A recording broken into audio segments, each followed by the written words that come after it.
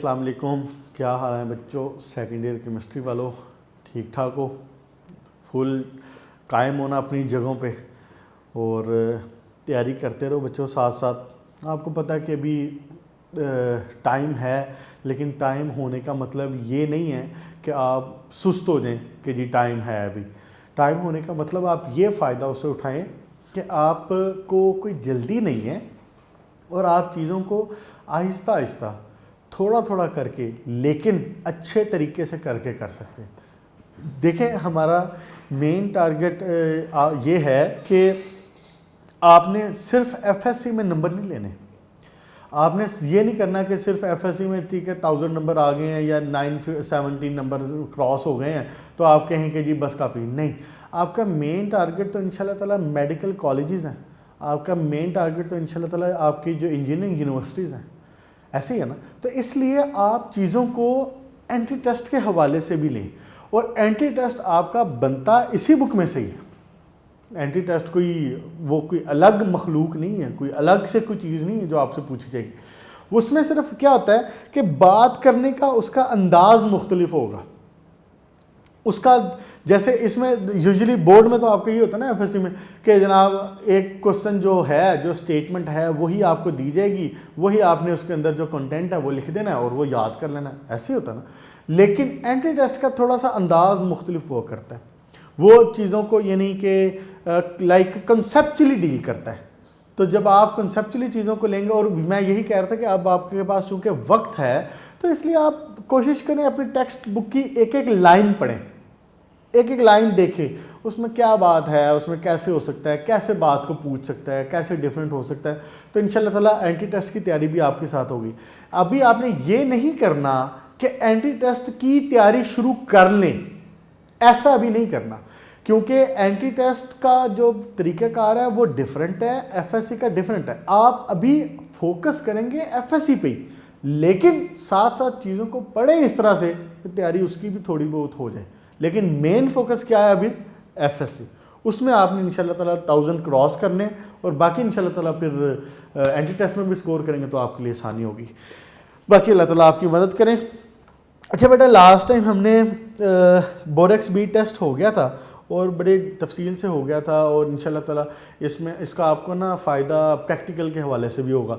अब जितना मैंने बोरेक्स बी टेस्ट याद पड़ता है, मुझे लास्ट टाइम तफसील से करवाया था ना, तो अब इतना तफसील से मुझे प्रैक्टिकल्स में ना करवाना पड़े। बेसिक्स कैसे केमिस्ट्री है, उसकी वर्किंग कैसे है, क्यों है, उसमें छोटी छोटी बातें, ऑक्सीडाइजिंग फ्लेम वाली, रिड्यूसिंग फ्लेम वाली, ये सारी बातें मैंने आपको तफसीलन बता दी हुई। ठीक है बेटा, इसके बाद आप एक नज़र आ जाएँ इसके ऊपर, यूजेस ऑफ बोरेक्स के ऊपर। शॉर्ट क्वेश्चन पूछ लिया करता है इस चैप्टर में से, मेनली और मोस्टली शॉर्ट क्वेश्चन ही बनाया करता है, तो इसलिए कम से कम 4 पॉइंट्स आपके जहन में होने चाहिए जो कि आपको पता हो कि वो क्या होता है। अगर शॉर्ट क्वेश्चन 2 नंबर का पूछता है वो कि जी यूजेस ऑफ बोरेक्स क्या है, तो आप 4 पॉइंट उसमें कम से कम लिखेंगे, यूजेस ऑफ बोरेक्स।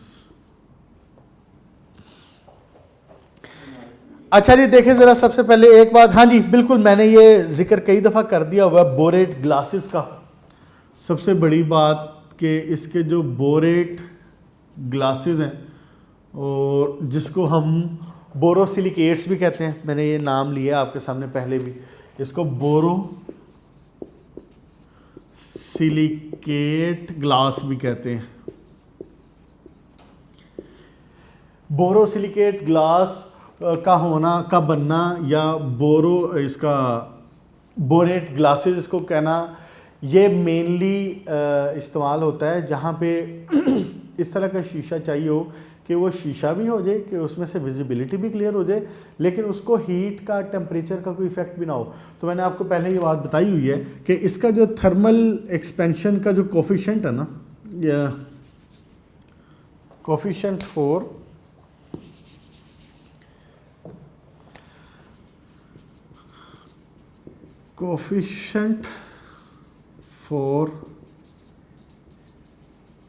थर्मल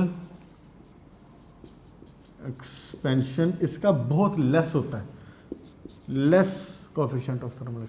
तो इसका थर्मल एक्सपेंशन का जो कोफिशिएंट है ना बहुत कम होता है। इसका मतलब क्या है? इसका मतलब ये है कि इसके ऊपर हीट का इमीडिएटली बहुत इफेक्ट नहीं होता। मतलब यूजुअली यही होता है ना कि जिस चीज़ के ऊपर हीट अप्लाई की जाए तो जैसे ही उसको हीट अप्लाई की जाए that thing tries to expand, वो एक्सपैंड होने की कोशिश करती है। आप घर में नॉर्मल अगर आपके पास कोई ग्लास हो या आपके पास कोई जग हो और वो कोई अच्छी क्वालिटी का ना बना हो तो उसमें आप जैसे ही गर्म पानी डालेंगे ना तो इमीडिएटली आप गर्म पानी उसमें उंडेलेंगे तो इमीडिएटली वो ग्लास या जग वो टूट जाएगा, फ़ौरन से टूट जाएगा वो। तो जो ज़रा अच्छी क्वालिटी के बनाए गए होते हैं, जिनकी थिकनेस ज़रा ज़्यादा होती है या जिनकी क्वालिटी वाइज वो गुड होते हैं, तो वो इतनी जल्दी नहीं टूटते। वो इसीलिए कि जब आपने उसमें गर्म पानी डाला that glass try to expand, उसने तेज़ी से एक्सपैंड होने की कोशिश की, उसकी वजह से वो टूट गया। तो अगर यही एक्सपेंशन स्लो हो जाए या ना हो या कम हो बहुत, तो फिर वो चीज़ नहीं टूटेगी। तो इसका ये बोरेट ग्लासेस होते हैं, बोरोसिलिकेट ग्लास, इनका जो थर्मल एक्सपेंशन है कोफिशिएंट ये कम होता है बहुत, इनकी एक्सपेंशन ज़्यादा नहीं होती। तो इसलिए ये फिर ज़्यादा रिलायबल हैं और ज़्यादा रेजिस्टेंट हैं, जैसे उसने वर्ड आगे यूज़ किया हो ना, हीट रेजिस्टेंट है। अच्छा जी, सॉफ्टनिंग ऑफ वाटर में भी इस्तेमाल होते हैं। आप मुझे ये बता दें कि जी सॉफ्टनिंग ऑफ वाटर में इस्तेमाल कैसे हो सकता है, बताएं जी। अगर आप थोड़ा सा अपना हेड यूज़ करें तो आप बता सकते हैं कि ये सॉफ्टनिंग ऑफ वाटर में इस्तेमाल कैसे होता होगा और क्यों होता होगा। सॉफ्टनिंग ऑफ पुत्र, याद है आपको हार्ड वाटर में क्या होते हैं? हार्ड वाटर में कैल्शियम मैग्नीशियम के सल्फेट, कैल्शियम मैग्नीशियम के क्लोराइड, यही होते हैं। तो आपने ये बात पहले पढ़ी हुई है, आई थिंक शायद मैट्रिक में पढ़ी हुई है, कि हम उसको जब वो कैल्शियम और मैग्नीशियम है, सल्फेट है या क्लोराइड है, जो भी है, वो बेसिकली हार्ड क्यों हो रहा होता है? वो कैल्शियम मैग्नीशियम की वजह से हो रहा होता है। तो हम क्या करते हैं, उसको सोडियम जियोलाइट में से गुजारते हैं। जब सोडियम जियोलाइट में से गुजारा जाता है तो सोडियम अपने आप को इसके अंदर पुट कर देता है और सोडियम आ जाता है वाटर के अंदर और कैल्शियम और मैग्नीशियम जो है ये निकल जाते हैं बीच में से। ठीक हो गया, सोडियम का आ जाना दैट इज़ ओके। तो सॉफ्टनिंग ऑफ वाटर में भी इसी तरह इस्तेमाल होता है। जब आप इसमें डालते हैं तो ये जो हार्डनेस होती है उसकी कैल्शियम मैग्नीशियम के सल्फेट या क्लोराइड की वजह से, तो ये उसको रिमूव करता है। ये सोडियम का सल्फेट या सोडियम का क्लोराइड बना लेता है, सोडियम अपनी जगह पे आ जाता है, तो उसकी वजह से ये फिर वाटर को सॉफ्ट कर देता है, वाटर हार्ड नहीं रहता। अच्छा बेटा, उसके बाद एक थर्ड पॉइंट है बोरेक्स बी टेस्ट का, डिटेक्शन ऑफ मेटालिक कैटाइन। बिल्कुल सही है, मेटलर्जिकल ऑपरेशंस में इस्तेमाल होता है। अक्सर मेटलर्जिकल ऑपरेशन यानी कि जिसमें धातकारी की जा रही होती है, जिसमें मेटल्स को उनकी ओर से एक्सट्रैक्ट किया जा रहा होता है, ऐसे प्रोसेसेस को कहते हैं कि ये क्या है, मेटलर्जिकल ऑपरेशंस हैं। मेटलर्जी का यही मतलब होता है ना कि किसी ओर को उसकी धात से किसी मेटल को उसकी धात से उसकी ओर से हासिल करना, मेटलर्जिकल ऑपरेशंस इसमें इस्तेमाल होता है। बोरेक्स बी टेस्ट वाला भी लिख लीजिएगा। अच्छा जी, उसके बाद फिर कहता है कि जी एज अ फ्लक्स इस्तेमाल होता है वेल्डिंग और मेटलर्जी में। It employed in the making washing powder इस्तेमाल बनाने के लिए इस्तेमाल होता है। बहरहाल काफ़ी सारे इसके यूजेस हैं, कम से कम 3-4 पॉइंट जहन में रख लें, बस काफ़ी हैं। बाकी आखिर में देख लें, कॉस्मेटिक में, सोप में, टेक्सटाइल में, पेंट्स में, मेडिसिन में, मैच इंडस्ट्री, अच्छा खासा इसका इस्तेमाल है इंडस्ट्री में। ठीक हो गया बेटा, अब आ जाएं आप बोरिक एसिड के टॉपिक के ऊपर। बोरिक एसिड, अच्छा इस टॉपिक में हमने जो मेन बात थी, जो शुरू के 3-4 कंपाउंड्स के नाम थे, मैंने आपको वो याद करवा दिए हुए हैं एम टॉप के नाम से। और उसमें क्या था कि ये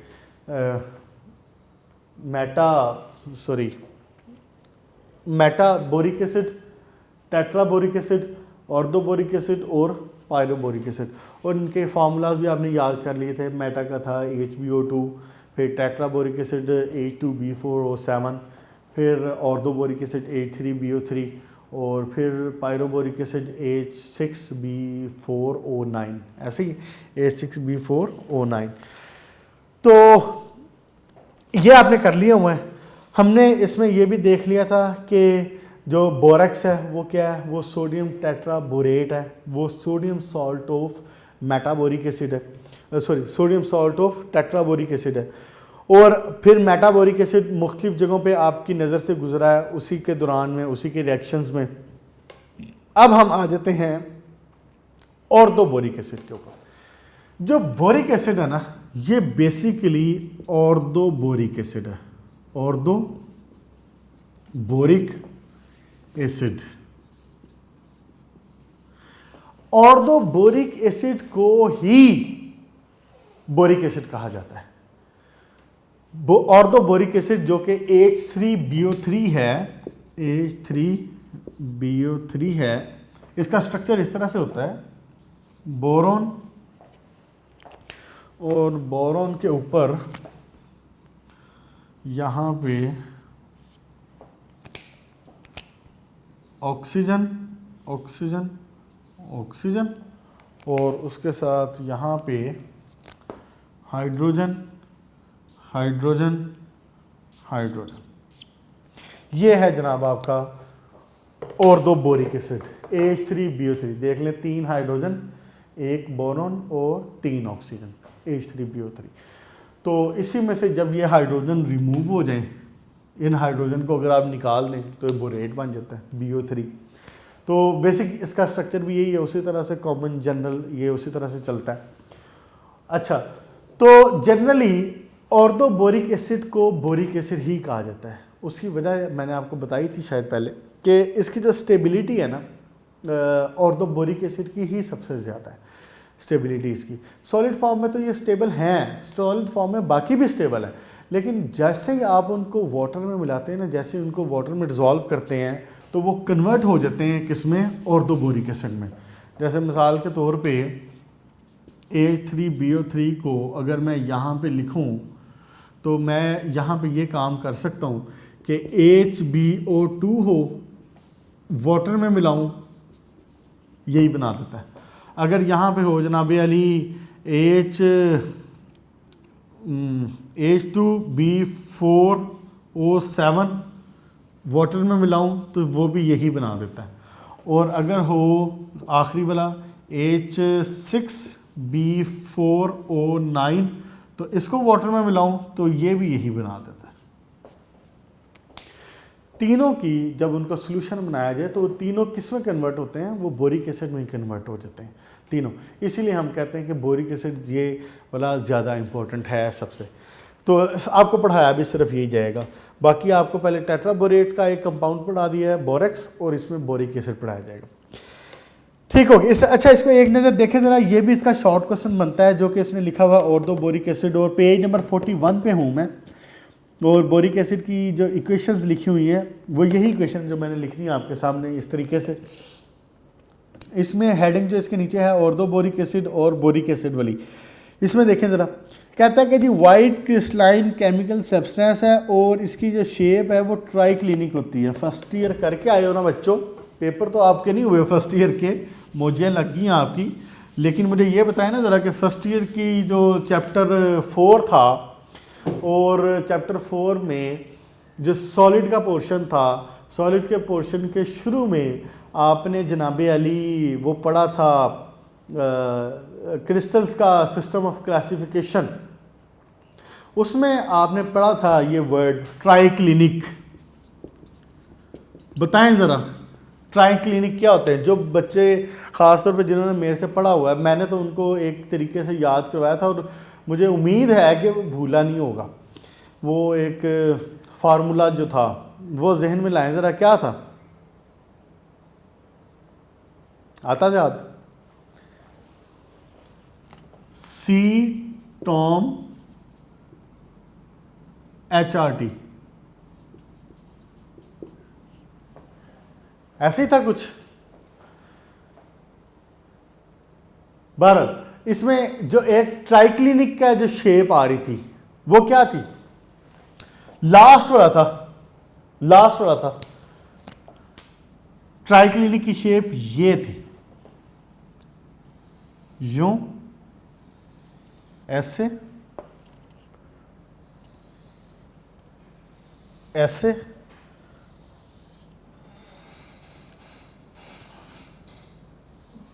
ऐसे था।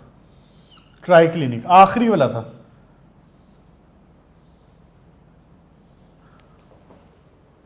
यही थी ट्राइक्लिनिक। स्पेसिफिकेशंस क्या थी इसकी, क्रिस्टलोग्राफी क्या कहती थी इसकी, अल्फा बीटा गैमा एंगल क्या थे, और जो ए बी सी की लेंथ थी वो क्या थी। सबसे डिफरेंट थी इसकी, A was not equal to B, not equal to C, सी टॉम एच आर टी, cubic, tetragonal, orthorhombic, monoclinic, hexagonal और रोम्बोहिड्रल और ट्राइक्लिनिक, ऐसे था ना। तो आखिरी वालों में जब आपने रट्टा मारा था इसको, तो वो क्या था, ट्राइक्लिनिक की शेप। ट्राइक्लिनिक की कोई भी लेंथ बराबर नहीं थी, इस ऊंट की कोई कल सीधी नहीं थी। A was not equal to B, not equal to C, और जब हम एंगल्स की बात करते थे तो पता चलता था कि alpha is not equal to beta, not equal to gamma, sorry not equal to gamma, not equal to 90। Triclinic ये इसकी शेप थी। अच्छा जी, ट्राइक्लिनिक ये हो गया आपका रिवाइज। अब आगे देखेंगे, कहता है स्पैरिंगली सॉल्युबल है इन कोल्ड वाटर में। स्पैरिंगली मतलब कम सॉल्युबल है। 2.6% कहता है सिर्फ सॉल्युबल होता है 40 डिग्री सेंटीग्रेड पे। 40 डिग्री सेंटीग्रेड पे भी इसकी जो सॉल्युबिलिटी है वो सिर्फ 2.6% है, यानी कि 100 में सिर्फ 2.6 ग्राम ऐसी परसेंटेज निकलेगी। अच्छा जी, कहता है कि लेकिन अगर हॉट कर लिया जाए तो फिर रेडिली डिजॉल्व होता है, लेकिन but still it is dissolving less than the borax. Borax की जो सॉल्युबिलिटी थी वो 100 डिग्री सेंटीग्रेड पे 99.3 ग्राम डिजॉल्व हो रहा था, लेकिन ये कितना सॉल्युबल हो रहा है, ये सिर्फ 37 ग्राम हो रहा है। ये 37% का मतलब यही बना ना, 37% जब कह रहा हूं तो इसका मतलब है कि 37 ग्राम ओवर 100 ml। शॉर्ट क्वेश्चन के लिए जेन में रख लें ये बात। अच्छा जी, उसके बाद कहते हैं कि the temperature variation is solubility forms the basis of, ये आपको पता है बात कि जो यही जो टेम्परेचर का डिफरेंस है, इसी को तो हम उसको प्योरीफाई करने के लिए इस्तेमाल करते हैं। हम उसके अंदर डिज़ोल्व करते हैं चीज़ को, उसका टेम्परेचर राइज करते हैं, टेम्परेचर राइज करते हैं तो उसके जो सोल्यूशन है वो सैचुरेटेड से सुपर सैचुरेटेड में कन्वर्ट होता है। पहले से ज़्यादा अमाउंट ऑफ सॉल्ट, एसिड जो भी होगा वो अपने अंदर डिज़ोल्व कर लेगा। जब आप उसको हायर टेम्परेचर वाले को जब कूल डाउन करेंगे तो वही चीज़ें, वही एक्स्ट्रा मटेरियल जो आपने उसके अंदर डिज़ोल्व किया था वो in the form of crystals आपको मिल जाता है, वो बाहर निकल आता है।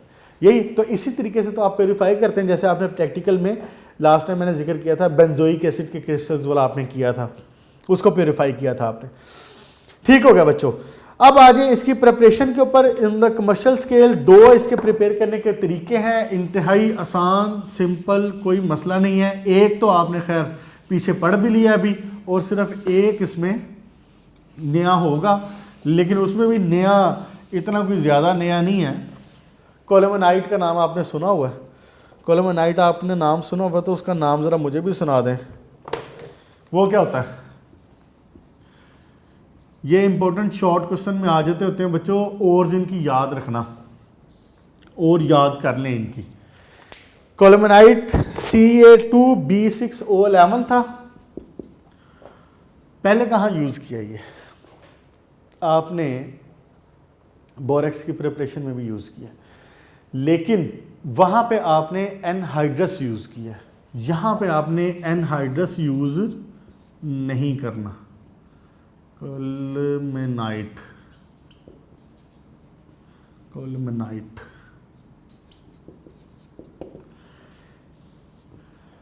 इसमें करना क्या प्रोसेस में, हमने कोलेमेनाइट का सोल्यूशन बना लेना, पानी में डिज़ोल्व कर लेना है और उसमें से सल्फर डाइऑक्साइड गैस पास करवानी।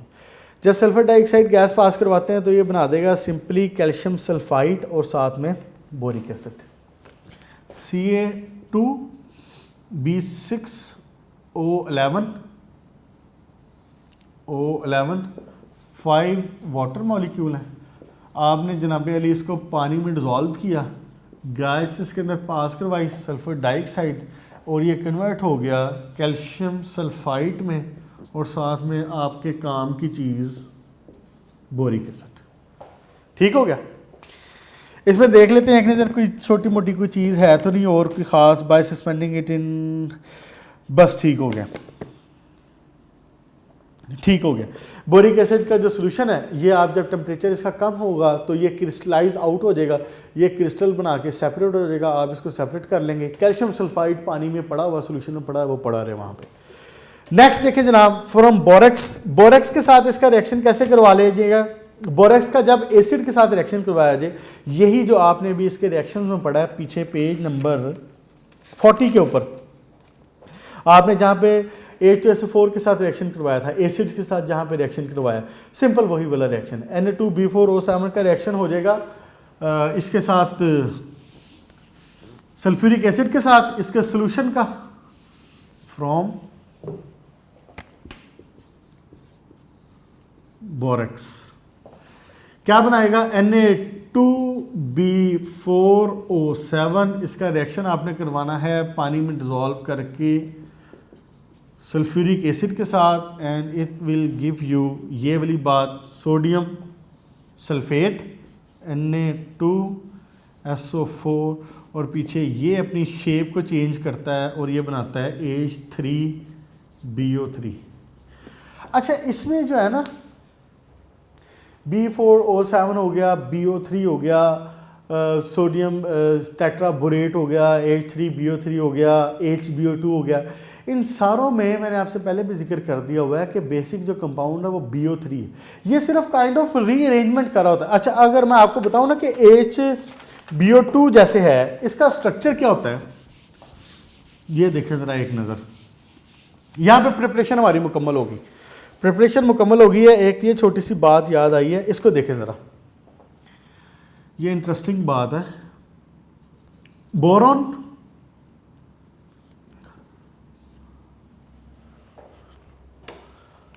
ऑक्सीजन और एक ऑक्सीजन जनाब अली यहाँ पे आना है, यही स्ट्रक्चर है BO3 मेन। अच्छा, ये देखें ज़रा, यहाँ पे अगर एक बोरॉन और लग जाए, यहाँ पे अगर एक ऑक्सीजन लग जाए, इधर भी और इधर भी, देखें बात समझ में आती है कोई। यहाँ पे मैं लगा दूँ एक हाइड्रोजन, यहाँ पे लगा दूँ एक हाइड्रोजन, यहाँ पे लगा दूँ एक हाइड्रोजन, ये क्या बना है, नंबर ऑफ हाइड्रोजन देखें जरा कितने, 3, H3, 1 2 3। नंबर ऑफ बोरॉन कितने, 3, B3। ऑक्सीजन कितने, 1 2 3 4 5 6, ऑक्सीजन 6। यह हुआ इसका मॉलिक्यूलर फार्मूला, H3B3O6। अगर कोई अच्छा बच्चा इसका एम्पिरिकल फार्मूला सोचना चाहे तो इसका एम्पिरिकल फार्मूला क्या निकलेगा, क्या इसका एम्पिरिकल फार्मूला HbO2 नहीं बनता। तो जब इसका एम्पिरिकल फार्मूला HbO2 है तो आप HbO2 क्या पढ़ रहे हैं, मेटाबोरिक एसिड। मेटाबोरिक एसिड बेसिकली इसका एम्पिरिकल फार्मूला है। गौर करने वाली बात यह है कि इसका भी जो बेसिक स्ट्रक्चर है, इसका भी जो बेसिक कंपोनेंट है, जो इसका बिल्डिंग ब्लॉक है, वो BO3 ही चल रहा है। Borate, BO3 BO3 BO3 BO3, आपस में उसकी अरेंजमेंट ऐसी है कि उसने एक मॉलिक्यूल बनाया। जब इसका ये मॉलिक्यूलर फार्मूला, हमने उसका जो एम्पिरिकल फार्मूला निकालते हैं तो ये HbO2 है। ठीक हो गया। तो ये बेसिकली आपस में जब कन्वर्ट हो रहे होते हैं, बोरिक एसिड हो गया, मेटाबोरिक एसिड हो गया, बोरेक्स हो गया, तो आपने देख ली इनकी सारी कन्वर्जन आपस में कैसे हो रही है, सिर्फ काइंड ऑफ रीअरेंजमेंट हो रही है बस, बाकी सारा कुछ वही है मामला। अच्छा जी बेटा, अब आए ज़रा पेज नंबर 42 के ऊपर और इसकी प्रॉपर्टीज़ देखें ज़रा। प्रॉपर्टीज़ में वही बात है पहले वाली कि एक जनरल सी बात पहले कर लेंगे उसकी फिजिकल प्रॉपर्टीज़ की, और फिर उसके बाद आ जाएंगे हम इसकी केमिकल प्रॉपर्टीज़ के ऊपर। फिजिकल प्रॉपर्टीज़ में देखें ज़रा कहते हैं कि बोरिक एसिड एक वाइट लस्ट्रस क्रिस्टलाइन सॉलिड है। लस्ट्रस का क्या मतलब होता है? चमकदार। हैविंग अ सॉफ्ट सोपी टच, इसको जो टच करना होता है ना, इट्स लाइक सोप। जैसे आपने देखा होगा, जैसे एक आप घरों में यूज़ करते हैं टेल्कम पाउडर, जो पाउडर आप यूज़ करते हैं, तो उसको भी जब आप टच करते हैं तो वो एक सोपी टच दे रहा होता है आपको। होता है वैसे वो दूसरा है, वो मैग्नीशियम की ओर है, और आप उसमें आगे उसको कार्बन वाले पोर्शन में भी पढ़ेंगे जाके, याद कर लें। और शाबाश। वेरी स्लाइटली सॉल्युबल है जनाब अली वाटर में, और फेयरली सॉल्युबल है हॉट में। उसके बाद वोलेटाइल इन स्टीम है, स्टीम में वोलेटाइल हो जाता है, ज़्यादा टेम्परेचर उसका 100 डिग्री सेंटीग्रेड से अबव है तो वोलेटाइल हो जाता है, साथ में जितना हो सके इवेपोरेशन हो जाती है उसकी। अच्छा जी, अब आ जाए इसके केमिकल रिएक्शन के ऊपर, इसकी केमिकल प्रॉपर्टीज के ऊपर आ जाए। केमिकल प्रॉपर्टीज में इसके हमने रिएक्शन देखने हैं, 2-3 रिएक्शन है, सिंपल से ही है वैसे। एक हम देखेंगे इथाइल अल्कोहल के साथ, उसके बाद हम देखेंगे इसको हीट करें तो क्या होता है, और उसके बाद देखेंगे इसकी आयनाइजेशन, और फिर इसकी कुछ पीएच वगैरह की बात हो जाएगी। सबसे पहले देख लें इथाइल अल्कोहल के साथ क्या करता है। रिएक्शन विद इथाइल अल्कोहल, ये आया हुआ है बोर्ड में, 2 तरह से पूछ लिया करता है। मैंने आपको बताया हुआ पहले कि वो आपको डायरेक्ट रिएक्शन भी दे सकता है, वो आपसे डायरेक्टली ये भी पूछ सकता है कि जी बोरिक एसिड का रिएक्शन बताएं with ethyl alcohol sulphuric acid, किसी का कोई नाम दे दे। एक ये तरीका भी हो सकता है पूछने का, और दूसरा ये भी हो सकता है कि वो आपको कोई इक्वेशन दे और कहे कि जी इस इक्वेशन को कंप्लीट एंड बैलेंस, दोनों तरीके से। तो ये वाला क्वेश्चन इसने कोई 2010 में बोर्ड में पूछा हुआ है। अच्छा जी, कहता क्या है, होगा क्या इसमें, H3BO3 का रिएक्शन जब मैं करवाता हूँ इथाइल अल्कोहल के साथ, आप लोगों ने इथाइल अल्कोहल होती क्या है, फर्स्ट ईयर के बच्चे हो, लेकिन 10वीं में आपने इथाइल अल्कोहल का नाम पहले सुना हुआ है। 10वें चैप्टर जो आपका 10th था, 10th में आपके 4 चैप्टर ऑर्गेनिक के भी थे। इथाइल अल्कोहल क्या है, बेसिकली ये अल्कोहल फैमिली का, इसमें जो फंक्शनल ग्रुप है वो अल्कोहल है, OH इसमें फंक्शनल ग्रुप है, और C2H5 का मतलब कि बेसिकली ये बनता कहाँ से है कि C2H6 होता है ना। C2H6 का क्या मतलब है कि ये क्या है, अल्केन। नाम याद आया, 10th में पढ़ा हुआ आपने, अल्केन। तो अल्केन का क्या मतलब, अब अच्छा जनरल नाम इसका अल्केन है, लेकिन जब मैं इसका स्पेसिफिक नेम लेता हूँ, मैं स्पेसिफिकली इसको देखता हूँ कि इसमें नंबर ऑफ कार्बन कितने हैं। तो नंबर ऑफ कार्बन कितने हैं, 2। तो 2 वाले को क्या कहा करते थे, ईथेन। जनरल नाम क्या है, अल्केन, अल्कीन, अल्काइन, ये आपने पढ़ा हुआ है। सिंगल बॉन्ड होंगे सारे के सारे अल्केन, अगर कोई डबल बॉन्ड आ गया अल्कीन, ट्रिपल बॉन्ड आ गया अल्काइन, ऐसे ही। फिर आपने वो गिनती भी पूरी याद की है, methane, ethane, propane, butane, pentane, hexane, heptane, octane, नोनेन, decane, पूरी 10 तक वो आपने याद की हुई। नंबर ऑफ कार्बन कितने, 2। जब नंबर ऑफ कार्बन 2 होंगे और फैमिली कौन सी है, अल्केन, सिंगल बॉन्ड है सारे के सारे, तो इसको कहेंगे इथेन। इथेन हो गया। इथेन में से जब एक हाइड्रोजन निकाली जाए और उसकी जगह पे आके लग जाए OH, C2H6, एक हाइड्रोजन इसमें से निकाल दी, हाइड्रोजन निकली, पीछे बचा क्या, C2H5। अब यहां से आके अगर एक अल्कोहल लग जाए, C2H5OH बन गया, इसको कहते हैं इथाइल अल्कोहल। इससे इथेन से 2 कार्बन थे, इथेन में से आपने एक हाइड्रोजन निकाली, जब इसमें से एक हाइड्रोजन निकाल दी जाए तो इसको कहा जाता है इथाइल।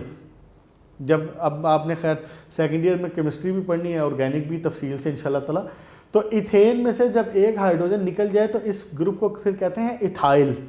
इथाइल बन गया। तो अब आके जो फंक्शनल ग्रुप है लगा है वो क्या है, वो OH है। वो अल्कोहल है, तो ये क्या बन गया, इथाइल अल्कोहल, इथाइल अल्कोहल। ये सारी बेसिक्स वाली बातें हैं, ये सारी बुनियादी बातें हैं जो कि पूरी सेकेंड ईयर केमिस्ट्री और अगला कोई 6 महीने मज़ीद आपके एंट्री टेस्ट और ये सारे मामला इसमें साथ साथ चलती रहनी, इसलिए इनको साथ साथ क्लियर भी करते जाएं। अच्छा जी, जब ये इथाइल अल्कोहल वाटर के साथ इसके बोरिक एसिड के साथ रिएक्शन करता है तो ये बनाता क्या है, इसमें से ये हाइड्रोक्सल और ये हाइड्रोजन ये निकल गया, क्या बन जाएगा, वाटर, और दूसरा साथ में C2H5, C2H5 और इधर बाहर इसके BO3। जब ये BO3 आ रहा है तो BO3 की वैलेंसी क्या थी, -3, यहाँ पे आ जाएगा 3। मुश्किल है कोई इसमें। C2H5OH हाइड्रोक्सल का आपको पता है कि वैलेंसी क्या हुआ करती है, -1, तो C2H5OH, OH इसमें से निकल गया, एक हाइड्रोजन यहाँ से निकल गया, ये इन्होंने जाके बना दिया अपना वाटर बना दिया, तो C2H5 पीछे यहाँ बचा, BO3 इसके साथ आके अटैच हुआ तो BO3 की वैलेंसी होती है 3, वो आ गया इसके नीचे, ये बन गया C2H5 होल थ्राइस BO3। और इसको बैलेंस करने के लिए मैं यहाँ पे 3 वाटर मॉलिक्यूल लगा देता हूँ साथ, ये इसको बैलेंस करने के लिए 3 और 1 4 और 5, कितने हो गए, 5 और 1 6, 6 और 3 9, तो इधर कितने हैं, इधर भी उतने बन जाएंगे। ये बैलेंस है, नहीं ये बैलेंस नहीं, यहाँ पे भी 3 आना है इसके साथ, अब ये बैलेंस है, ठीक हो गया। इसको एज इक्वेशन अलग से भी ज़हन में रख लें।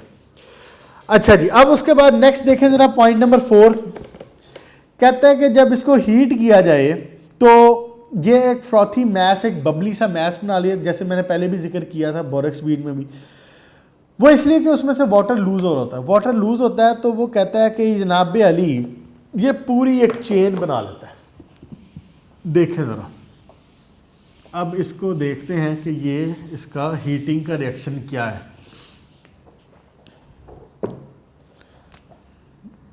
इफेक्ट ऑफ हीटिंग, देखें जरा, H3BO3,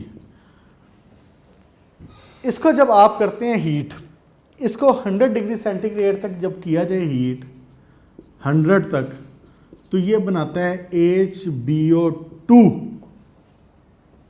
अब जिन बच्चों ने स्ट्रक्चर देखे हैं और स्ट्रक्चर्स को याद किया है, जहन में रखें कम से कम, ठीक है, इसमें पेपर में तो नहीं पूछेगा, लेकिन अगर स्ट्रक्चर आपके जहन में हो तो आप उसे कन्वर्ट कर सकते हैं कि H3BO3 HBO2 कैसे बना रहा है। अच्छा, 100 डिग्री सेंटीग्रेड पे आपने इसको हीट किया, वाटर इसमें से निकला, ये बना देता है मेटाबोरिक एसिड। इसको फर्दर हीट करें 140 डिग्री सेंटीग्रेड तक, 140 डिग्री सेंटीग्रेड तक इसको हीट किया जाए तो ये बना देता है टेट्राबोरिक एसिड, H2B4O7, टेट्राबोरिक एसिड। जब टेट्राबोरिक एसिड को फर्दर हीट किया जाए, रेड हॉट कर दिया जाए, तो यह बना लेता है बोरॉन ऑक्साइड, रेड हॉट। यहां पे साथ ऑब्वियसली वाटर है ही है, इसमें भी वाटर साथ में है B2O3 और इसमें भी वाटर साथ में, ठीक हो गया जनाब। H3BO3 heat up to 100 degree centigrade, metaboric acid expulsion of water, further heat up to 140 degree centigrade, converted to tetraboric acid with the expulsion of water, further heat up to red hot, H2B4O7 will be converted to boron oxide with the expulsion of water, ठीक हो गया। अच्छा जी, next देखें जरा point, फिर कहता है कि जी वेरी वीक एसिड है, आयनाइज होता है लेकिन लिमिटेड एक्सटेंट तक आयनाइज होता है एज मोनोबेसिक एसिड। यहाँ पे एक वर्ड आ रहा है और असूलन आपको पता होना चाहिए कि मोनोबेसिक एसिड होता क्या है। मोनोबेसिक एसिड से मुराद ये है कि ये कितने बेस के मॉलिक्यूल्स को, कितने हाइड्रोक्सल्स को न्यूट्रलाइज कर सकता है। अगर ये एक हाइड्रोक्सल को न्यूट्रलाइज कर सकता है इट मींस मोनोबेसिक एसिड। अगर 2 हाइड्रोक्सल को न्यूट्रलाइज कर सकता है मींस डाइबेसिक एसिड। 3 हाइड्रोक्सल को न्यूट्रलाइज कर सकता है इट मींस ट्राइबेसिक एसिड। और अगर इस केस में जैसे ये मोनोबेसिक एसिड है तो इट मींस कि ये एक हाइड्रोजन प्रोवाइड कर रहा होगा, एक प्रोटॉन। इसकी आयनाइजेशन बहुत कम होती है। बोरिक एसिड की H3BO3 की आयनाइजेशन बहुत कम होती है। इसको जब पानी में डिसॉल्व किया जाए H3BO3, इसको जब वाटर में डिसॉल्व किया जाए तो ये सिर्फ एक प्रोटॉन देता है।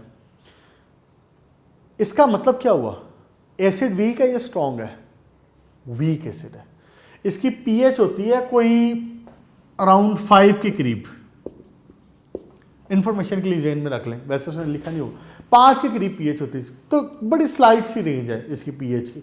तो वीक एसिड है, वीक एसिड है। और वीक एसिड बेसिकली क्यों है? और मुझे याद पड़ता है मैंने एक दफ़ा पहले जिक्र किया हुआ है कि वीक एसिड है और इसकी जो Ka वैल्यू है, कांस्टेंट फॉर एसिड आयनाइजेशन जो था, वो इसकी 5.9 इंटू 10⁻⁻⁹ के करीब है। इतनी कम है इसकी Ka वैल्यू।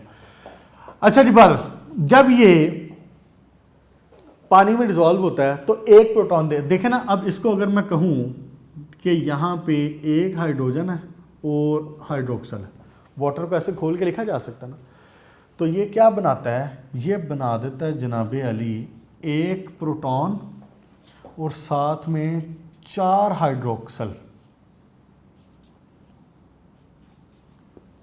ऐसे बिल्कुल सही। ऊपर चार्ज आ जाएगा नेगेटिव, ये ऐसे आ जाए। इसको जरा ओपन करें ना तो क्या बनेगी बात, देखें जरा। मैंने आपको बताया हुआ है कि H3BO3 का स्ट्रक्चर क्या होता है। H3BO3 का स्ट्रक्चर क्या है? बोरॉन, हाइड्रोक्सल, हाइड्रोक्सल, हाइड्रोक्सल, ऐसे ही 3 हाइड्रोक्सल तो H3BO3 में पहले से मौजूद है। होता क्या है कि जब इसको वाटर में डिसॉल्व किया जाता है तो एक हाइड्रोक्सल मजीद आ जाता है साथ में, यहाँ पे हाइड्रोक्सल और एक ये हाइड्रोक्सल। ये वाला वाटर हाइड्रोक्सल कौन सा है? ये वाला हाइड्रोक्सल ये है, पानी वाला। जो एक हाइड्रोजन यहाँ से प्रोटॉन अलग हुआ, वो प्रोटॉन अलग से हाइड्रोजन शो हो गया। ये हाइड्रोक्सल आके इसके साथ अटैच हुआ है। जब ये आके इसके साथ अटैच हुआ तो आप मुझे खुद बता दें कि एक हाइड्रोक्सल जब आया तो हाइड्रोक्सल के ऊपर चार्ज क्या होता है? हाइड्रोक्सल के ऊपर चार्ज क्या होता है? नेगेटिव। तो इसलिए इसके ऊपर, इस पूरे कॉम्प्लेक्स के ऊपर नेगेटिव चार्ज लगाया हुआ है। All okays? हाँ जी, नेक्स्ट देखें जरा। अच्छा, ये बड़ी इंटरेस्टिंग बात है और है पीछे वाले से रिलेटेड ही। कहता है कि जी इसका जो सोल्यूशन है इसका मिथाइल ऑरेंज पे इफेक्ट नहीं होता। मिथाइल ऑरेंज, ये वाला बात आज मुकम्मल कोशिश करते हैं हो जाए। मिथाइल ऑरेंज इंडिकेटर है। मिथाइल ऑरेंज आप टाइट्रेशन में यूज़ करते हैं। फिनॉक्सिलिन भी आपने यूज़ किया हुआ है, मिथाइल ऑरेंज भी आपने यूज़ किया हुआ है। फिनॉक्सिलिन के केस में तो आपको पता है कि आप सिंपल एसिड बेस की जब टाइट्रेशन कर रहे होते हैं आप उसको अप्लाई करते हैं। जब वो बेसिक मीडिया में होता है तो उसका जो कलर है वो पिंकिश होता है, यानी कि अराउंड 8 pH उसका जो कलर है वो क्या होता है? पिंकिश होता है फिनॉक्सिलिन का।